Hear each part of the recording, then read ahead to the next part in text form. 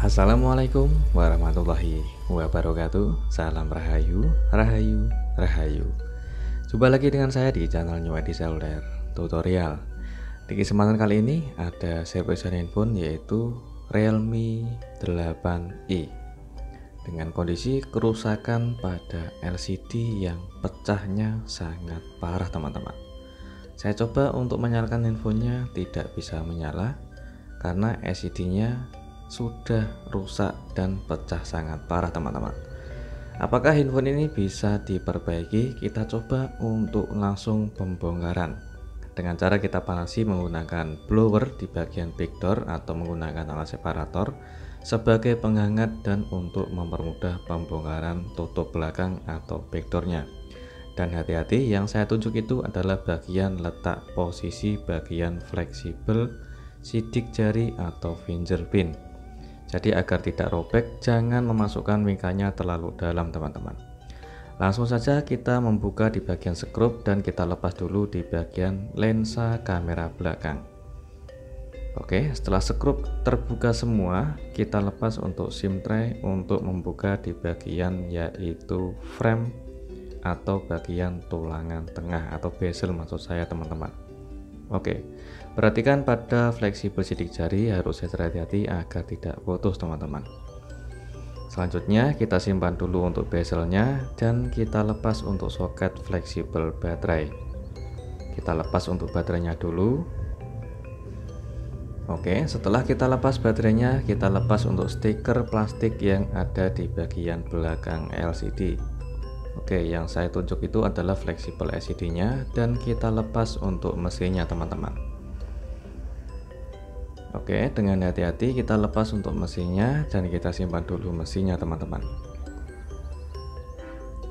Oke, selanjutnya kita di bagian ini, perhatikan di bagian LCD-nya yang sudah pecah sangat parah. Kita coba untuk membongkar LCD-nya dulu teman-teman. Kita bisa menggunakan alat separator atau blower sebagai penghangat yaitu untuk mempermudah pembongkaran LCD. Oke, meskipun LCD-nya sudah pecah sangat parah, kita tetap membongkarnya dengan hati-hati. Tujuannya di bagian frame atau tulangan LCD agar masih tetap bagus. Oke, selanjutnya kita bersihkan dari serpihan kaca-kaca LCD atau kaca touchscreen maksud saya yang masih menempel di bagian frame teman-teman. Kita bersihkan sampai sebersih mungkin, jangan sampai ada serpihan kaca yang sangat kecil yang meskipun itu mungkin dibilang sedikit, usahakan jangan sampai ada sisa serpihan kaca di bagian frame. Dan selanjutnya kita perhatikan di bagian bentuk dari frame setelah kita membersihkan sisa lem.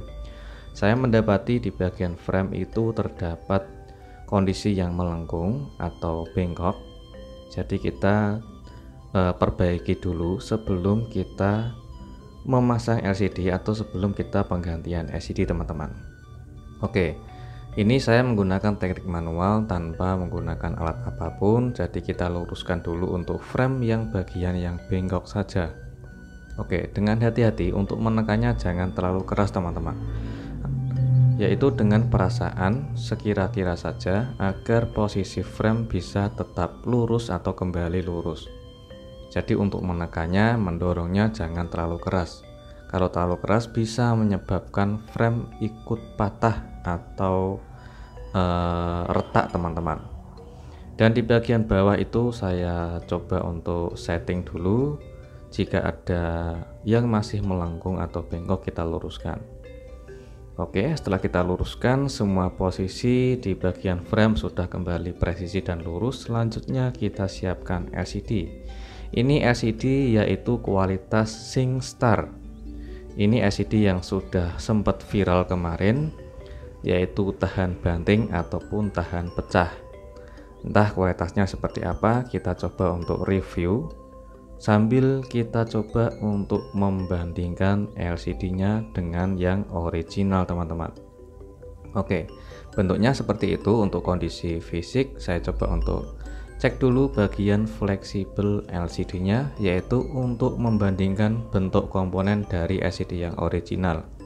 Perhatikan dengan seksama dan perhatikan dengan detail di bagian semua komponen fleksibel LCD yang KW merek SingStar itu bentuk fleksibel sama, komponennya juga sama persis.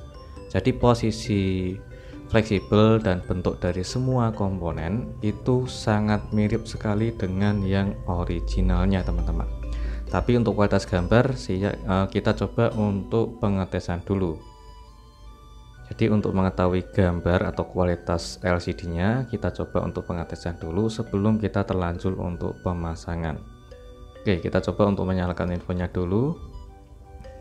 Dan handphone sudah menyala. Ini adalah tampilan LCD-nya. Ini tampilan kontras layar LCD-nya cukup lumayan bagus kalau menurut saya teman-teman.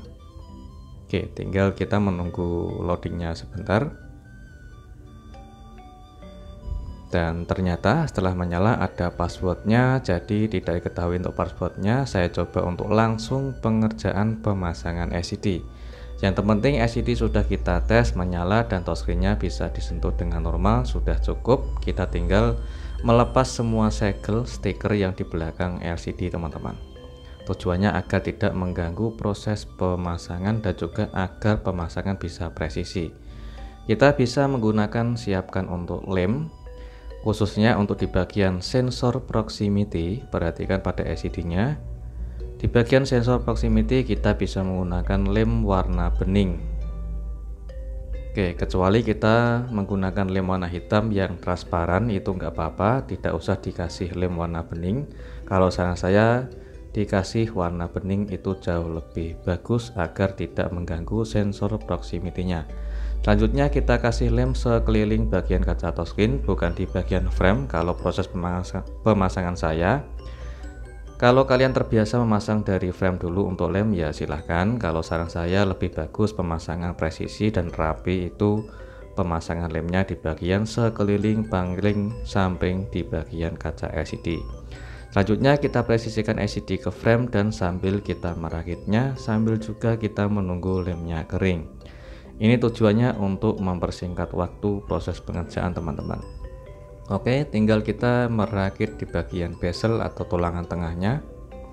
Dan kita pasang untuk SIM tray, jangan lupa untuk kita rakit bautnya atau skrup dan penutup di bagian lensa kamera belakang. Oke, setelah kita pasang lensa kamera belakang, kita kasih segel garansi dan kita gunakan lem secukupnya saja untuk proses pemasangan backdoor atau tutup belakang. Oke, kita presisikan untuk backdoornya dan kita tekan secara halus. Kita bisa menggunakan gelang karet atau perekat sejenisnya, yaitu untuk mempresisikan atau perekat sebagai memasang backdoor dan juga pemasangan LCD agar lebih rapat. Setelah lemnya kering, ini adalah hasilnya. Setelah beberapa menit kemudian, perhatikan pada LCD-nya sudah kembali presisi dan rapat kembali. Dan di bagian LCD ke frame, karena framenya sudah kita luruskan, otomatis pemasangannya pun ikut presisi LCD ke framenya. Oke, kita sambil untuk menyalakan infonya dan juga untuk kita lepas di bagian plastik yang ada di LCD baru.